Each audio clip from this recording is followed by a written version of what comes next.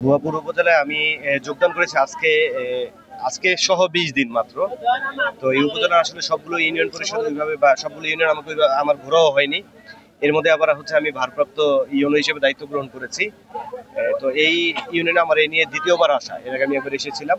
তো এটা আসলে একটা ভাঙন প্রবণ একটা ইউনিয়ন আমাদের বলাই চলে।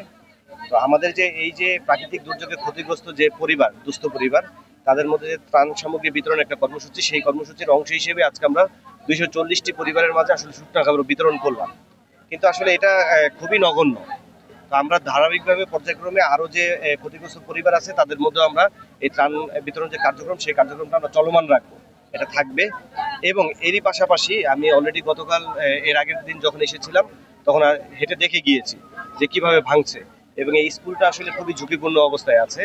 তো এই স্কুলের প্রধান শিক্ষকের সাথে আমার কথা হয়েছে এবং আশেপাশে আসলে নদী ভাঙবে আবার নদী উঠবে, শিকস্তি হবে আবার পয়স্তি হবে, ভাঙা করার খেলা, ভাঙতে থাকবে করতে থাকবে, এর মাঝেই আসলে আমাদেরকে টিকে থাকতে হবে।